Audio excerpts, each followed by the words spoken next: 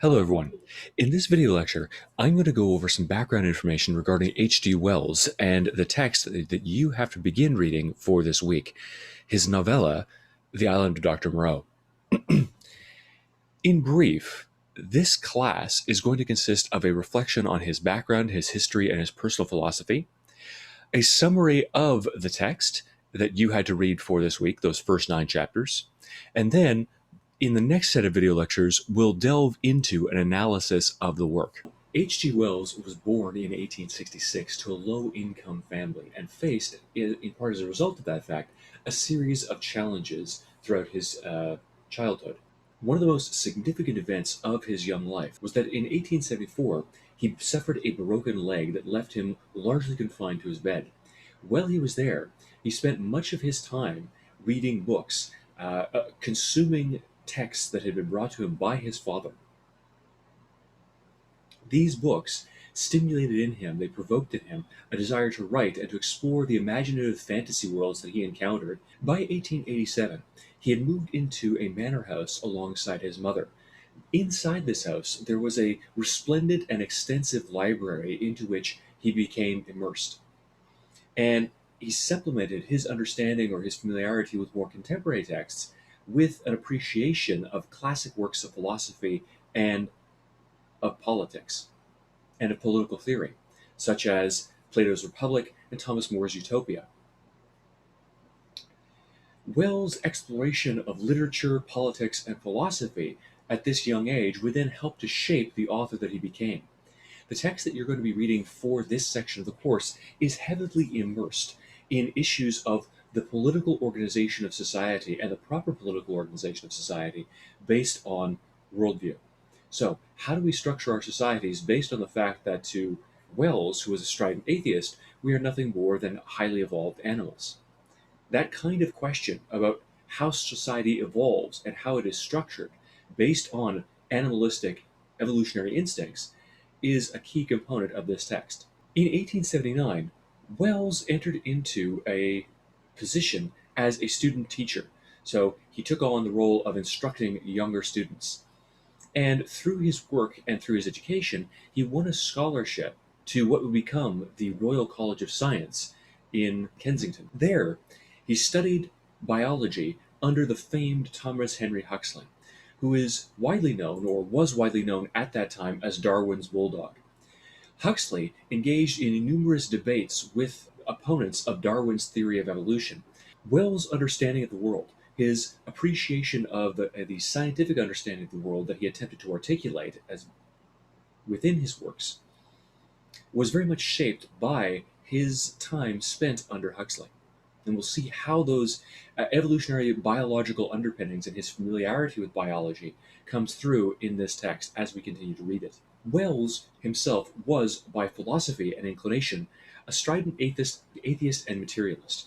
Now, an atheist is someone who believes that there is no God, and a materialist is someone who believes that there is nothing in this universe but matter.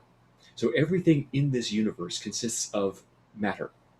There is no spirit, there is no sort of ephemeral force of any kind. Human beings think because we have these few pounds of fleshly matter inside of our brains. The brain and the mind are indistinguishable, or the brain and the electrochemical processes therein are responsible for producing the mind.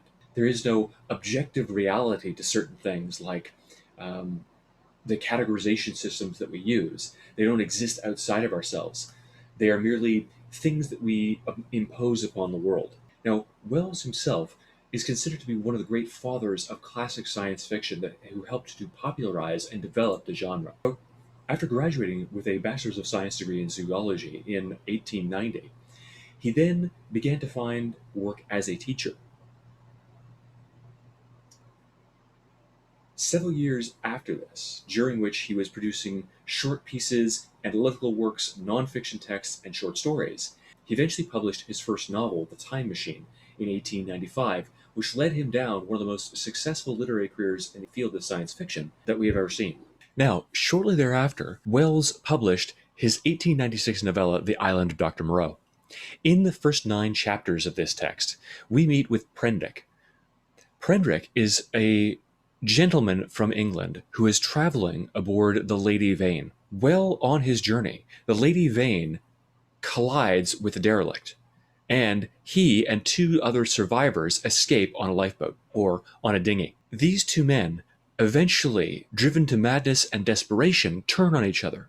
The narrator, Prendrick, says that they grappled with each other and then fell overboard, fell off the dinghy, and drowned. Eventually, at the verge of death, in the throes of starvation and desperation, Prendrick is found by a passing ship. That ship is carrying a man named Montgomery, who is transporting a series of animals to the island of Dr. Moreau, or what we will come to know is the island of Dr. Moreau, on the orders of his employer, the titular character, Dr. Moreau.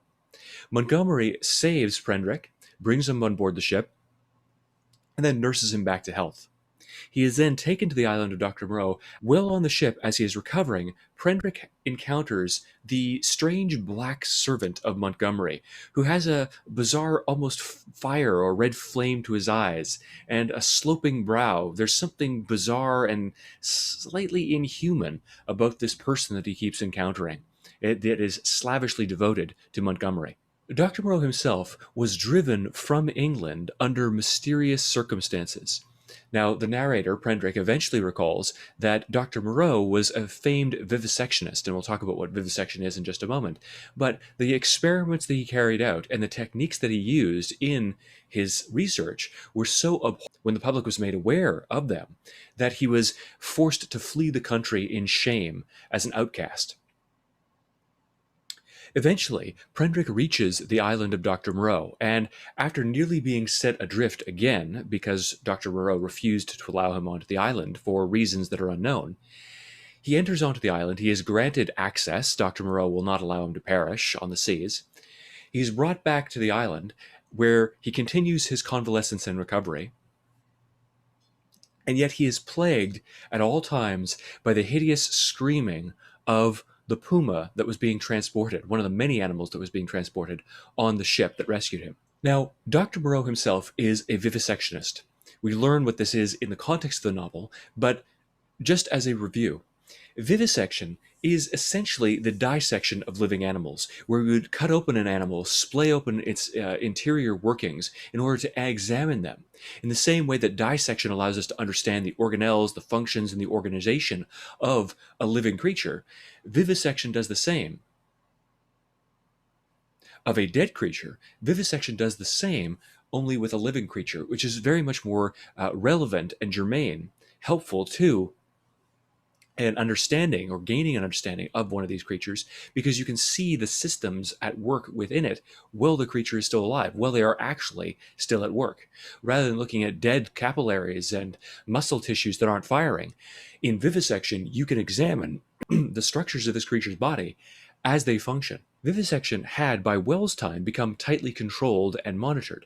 However, in the time that H.G. Wells is discussing in the novel, so when Dr. Moreau was carrying out his experiments, vivisection was a hotly debated topic among the public, and there were a series of different arguments going on about the legitimacy of this as a practice. Frequently, these animals that are being subjected to this experiment for biological and zoological purposes, understanding how these animals work and how their bodies function, and also for medical experimentation to better understand the functions of analogous organelles and systems within the human body so as to affect treatments on them, were central to scientific explorations, were central to the fields of zoology and biology. But there were a number of anti-vivisection campaigns that arose as a result of the fact that you are splaying open, you are cutting open a living animal that is completely sensate to pain, and that's an expensive process to actually anesthetize them against pain.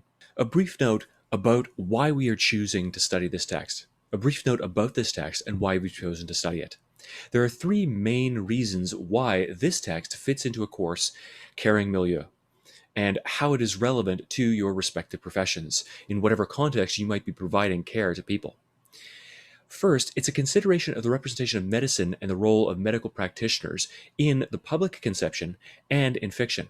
It behooves us to analyze how the public perceives medical practitioners and the techniques that they use.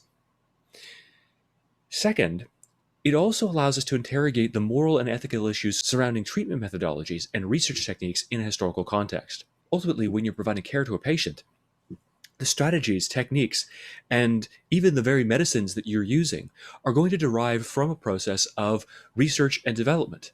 You're not operating in isolation. All of these various different techniques, methodologies, and curatives would have had to have been developed through various pharmacological processes and trials. So, looking at this text allows us to consider in a particular historical moment how these processes transpire and what the overarching ethical obligations of either practitioners or research scientists actually are and why. And lastly, it's a reflection on worldview and the implications of worldview on the value of human life.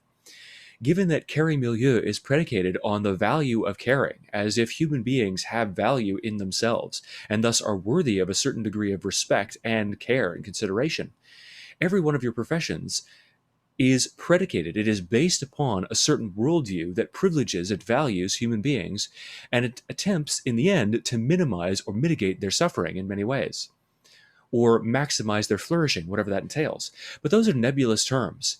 And every one of those statements, every one of those considerations is ultimately based on a worldview.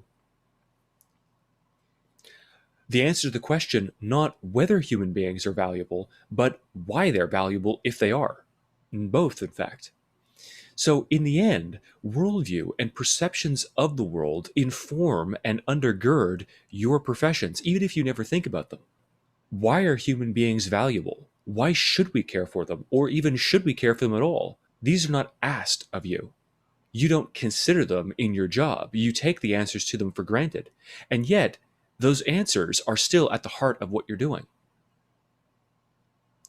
Part of the reason we're studying this text is to interrogate those questions, to pose those questions directly, and then to interrogate the answers that are provided and that are not provided, that fail to be provided, the answers that can't, or the questions that can't be answered in the context of this work. In the next video lecture, we're going to take a look at the text itself and begin to break it down and analyze it together.